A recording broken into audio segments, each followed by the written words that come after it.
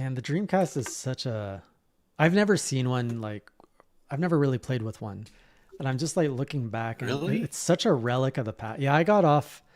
I think I stepped out of gaming for a bit after the Sega Genesis, and then I came back with the PS2, and I was on PC. That's what I did. I jumped from Genesis to PC, and then I came back to consoles with the PS2.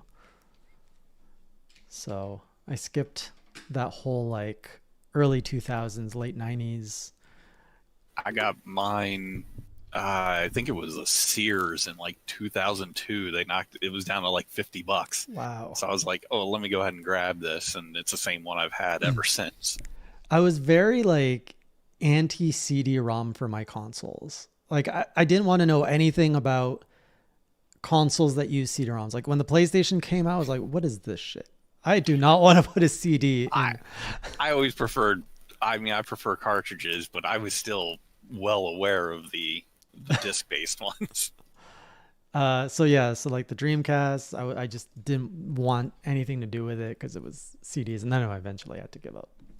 I mean, there is some Dynamite stuff on that system. Oh yeah, Yeah, Dynamite Cop 2. So I've heard. Power Stone. I don't know why we haven't gotten a Power Stone collection for something like the Switch. It's like such a no-brainer. It's on the PSP.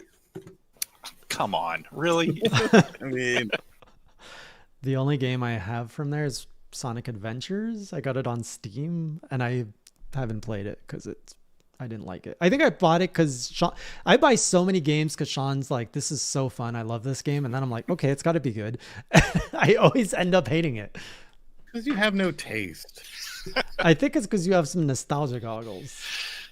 No, I didn't really play Sonic Adventure all that much. I played the sports games more so on the Dreamcast. Oddly enough, I played NHL 96 a lot. On the Genesis, Yes. of course, the NHL games on the fucking Genesis were top tier. It's the only Okay. sport game I played. I know it's a running thing in the podcast, but I can never remember. Jay, have you actually played Knights? Or do you just hate it because RGT likes No, it? no, no. So He's played it. his love for Knights got me to buy it. I put out my own money Okay. and I bought the game. And I was Like like, it was so much. Oh, you paid so much. You didn't play the Saturn version. You played the fucking Steam version.